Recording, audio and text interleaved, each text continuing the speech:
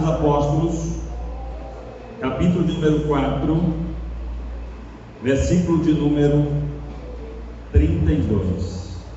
E era um o coração e a alma da multidão dos que criam, e ninguém dizia que coisa alguma do que possuía era sua própria, mas todas as coisas lhe eram comuns. Aleluia. Os desafios da unidade na diversidade. Os desafios da igreja primitiva de se manter unida, coesa, apesar da grande diversidade em que viviam. Também são os desafios da igreja na atualidade. É imperativo que nós retomemos os caminhos trilhados pela igreja primitiva. Igreja unida, apesar da diversidade. Nós estamos estudando esse trimestre a nossa lição bíblica, o livro de Atos dos Apóstolos, com enfoque da igreja primitiva, um exemplo para a igreja da atualidade. A igreja primitiva, ela nasceu em meio às maiores improbabilidades humanas. Era muito improvável, o tempo era hostil, perseguição era terrível, a rejeição era muito grande, mataram o mestre, serviu de escândalo público para toda aquela geração a morte de Cristo, chegando mesmo até ser mencionado lá em Roma, na capital do império, através de cartas de autoridades que viviam naquela região. Mas a igreja nasceu em meio àquele cenário hostil, em meio àquela improbabilidade, e o Senhor estava presente no meio da igreja. O Senhor estava cumprindo a palavra que ele dissera a Pedro há alguns dias atrás: eu edificarei a minha igreja e as portas do inferno não prevalecerão contra ela. Aleluia. A igreja primitiva, ela teve uma característica muito forte, porque ela nasceu no Pentecostes. O Pentecostes era uma festa tradicional, instituída pela lei de Moisés, já era uma festa milenar. Mas naquele Pentecostes, no primeiro Pentecostes da nova aliança, o Pentecostes assumiu uma figura, um significado totalmente diferente, porque foi no Pentecostes que o Espírito Santo inaugurou a igreja, descendo sobre a igreja, batizando os crentes já salvos, aleluia, no nome de Jesus, pelo Espírito, e derramando grande poder e autoridade sobre aquela igreja. A igreja, ela já nasceu com grandes desafios, e o Pentecostes, ele teve um propósito. Qual foi o propósito do Pentecostes? Glorificar a Deus e empoderar a igreja, dar poder e autoridade para a igreja testemunhar de Jesus, para a igreja pregar o Evangelho, para a igreja ser testemunha de Cristo, testemunhas proeminentes do Senhor, ter autoridade, ter coragem, audácia para testemunhar do Evangelho de Jesus. Portanto, a igreja primitiva é um modelo a ser seguido, aleluia. Ela foi criada debaixo ou sobre fundamentos doutrinários. A igreja, ela perseverava na doutrina dos apóstolos, no ensino dos apóstolos. Os apóstolos não falavam de si mesmos, mas falaram daquilo que receberam do próprio mestre, tanto nos 3 anos e meio de ministério terreno, como também nos 40 dias que antecederam a ascensão de Cristo. Ele ensinou os seus discípulos, ele recomendou os seus discípulos sobre tudo que eles deveriam fazer, e os apóstolos, através daquilo que receberam do mestre, agora ensinava a igreja, e o coração da igreja se inclinava para os ensinos dos apóstolos, para a obediência da palavra. Louvado seja o nome do Senhor. E a igreja crescia extraordinariamente.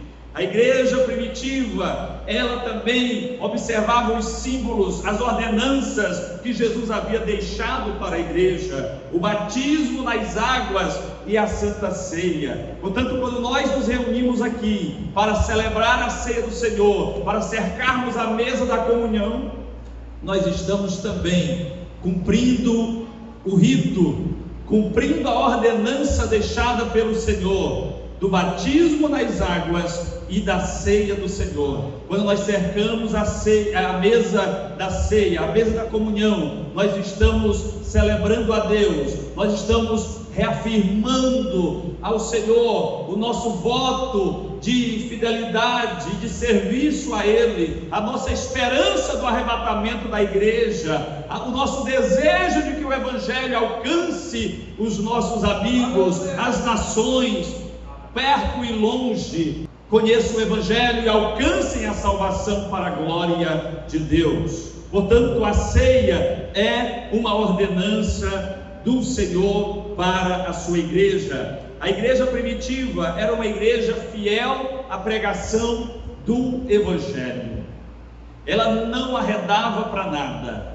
Vinham as perseguições, vinham as proibições, mas a igreja pregava o Evangelho, anunciava Jesus, anunciava a morte de Cristo, a salvação através da morte do Senhor, anunciava a esperança da glória de Deus. Essa deve ser a função primordial da igreja na nossa geração. Falou-se aqui de várias palavras proféticas ao longo da história moderna do avivamento bíblico no mundo, sobre um grande avivamento que partirá do Brasil para o mundo, e nós entendemos que este dia está chegando, que esta hora está chegando, e que nós devemos estar prontos para participar deste avivamento, queridos, para levar Jesus às nações. Mas o avivamento não virá se eu não me colocar na brecha, o avivamento não virá se eu não buscar o Senhor, o avivamento não virá na minha vida se eu continuar nessa letargia espiritual, nessa frequência nominal de culto à igreja, nessa monotonia terrível. Eu preciso tomar uma decisão, eu preciso ter uma postura de adorador, eu preciso ter uma postura de servo, eu preciso ter uma postura de oração, eu preciso ter uma postura de obediência à doutrina bíblica, para que o avivamento venha sobre a minha vida. Estamos chegando o dia que o avivamento ele explodirá nesta nação. Mas para que o avivamento ele exploda nesta nação, a igreja precisará ser sacudida. Nós precisaremos sair da nossa zona de conforto, e isso está prestes a acontecer. Igreja, prepare-se, busque ao Senhor, aleluia. Não espere aí a figueira balançar para você buscar ao Senhor. Busque ao Senhor agora, porque quando a figueira balançar, muitos não resistirão por não estarem buscando ao Senhor. Devemos buscar ao Senhor. A figueira será balançada, e nós precisamos estar de pé, sendo fiéis testemunhas de Jesus, fiéis testemunhas do Senhor. Perseguições podem se levantar, leis podem ser formalizadas para dificultar, mas nós precisamos estar prontos a ser fiéis ao Senhor, fiéis testemunhas. O Senhor conta conosco, então busquemos a sua face, queridos, nos curvemos diante do senhorio de Cristo, façamos como a igreja primitiva, sigamos o modelo da igreja primitiva, firmemos-nos nos padrões doutrinários, observemos os símbolos sagrados, sejamos reverentes, aleluia, a Deus, e os dons espirituais eles fluirão nas nossas vidas, na nossa geração. A igreja primitiva era uma igreja fiel à pregação do Evangelho, não tinha desculpas, mesmo em meio à perseguição, fugindo da perseguição, ele saiu espalhando o Evangelho. Filipe saiu correndo da perseguição de Jerusalém, foi lá para Samaria e ali fundou uma grande igreja. Os apóstolos, os discípulos, que era uma grande multidão, eles saíram e espalharam o Evangelho por todos os lugares daquela época. Estejamos dispostos a pregar o Evangelho também, a testemunhar as Escrituras, porque as Escrituras, elas testemunham de Jesus. As Escrituras, elas mostram a Deus para o mundo. As Escrituras confrontam o pecado do pecador. Precisamos pregar o Evangelho genuíno, precisamos viver o Evangelho genuíno. Primeiro a gente precisa viver o Evangelho, para depois pregar genuinamente, porque tem muita gente que prega até bonito, com palavras elegantes, mas não vive a essência do verdadeiro Evangelho. O Evangelho só é poderoso se ele for vivido primeiro e depois pregado. Viva o Evangelho de Jesus, viva na íntegra, coloque-se debaixo do senhorio de Cristo, obedeça à voz do Espírito Santo e seja uma fiel e poderosa testemunha. Aleluia! Devemos seguir os moldes da igreja primitiva na perseverança. Era uma igreja que perseverava na doutrina, perseverava na oração, perseveravam no Espírito, perseveravam na obediência aos apóstolos. Era uma igreja que trabalhava com poder, porque se submetia, porque buscava o Senhor. Era uma igreja que testemunhava ousadamente de Cristo por onde passava. Mesmo na cadeia, mesmo em grilhões, mesmo sendo chicoteados, mesmo alguns sendo mortos pelo Estado, mas eles continuavam firmes, pregando com ousadia o Evangelho de Jesus. Aleluia! E por último, a lição que nós estudamos na sexta-feira, ela falou de uma igreja cheia de amor. E eu anotei pelo menos 3 pontos importantes desta lição que estudamos na sexta-feira e nominei os desafios de um crescimento vertiginoso. A igreja primitiva, ela viveu um grande desafio. Hoje pela manhã, a igreja primitiva era 120 pessoas, sendo batizada com o Espírito Santo, cheia do poder de Deus. Hoje à tarde, a igreja primitiva eram 3.120 pessoas, cheias do Espírito Santo e na presença de Deus. Na mesma semana, a igreja que era 3.120 pessoas, passou a ser 8.100 e poucas pessoas. Foi um desafio extraordinário. Em menos de 30 dias, a igreja já passava de 10.000 pessoas. Mas a igreja primitiva, o Senhor deu graça aos apóstolos e eles mantiveram o padrão do amor em essência, a organização da igreja. Aleluia! E nós vimos aqui, aprendemos na lição de número 5, como a igreja, ela praticava o amor, a essência do amor de Deus, o amor fraternal também, para que todos fossem alcançados e não tivesse ali nenhum necessitado no meio da igreja. Este amor também deve ser a essência que une a igreja na atualidade, que deve unir a congregação Betel, que deve unir o Ministério Filadélfia, que deve unir a igreja Assembleia de Deus Imperatriz e todas as igrejas evangélicas no Brasil e no mundo devem ser unidas no amor, pautadas no amor. O amor nos faz renunciar às nossas vontades, o amor nos faz tirar os sapatos e emprestar àquele que necessita. O amor nos constrange a dividir o nosso pão com os nossos irmãos. O amor nos constrange a emprestar o nosso ombro para aquele que necessita de um tempo, de uma palavra, de uma orientação, de um desabafo.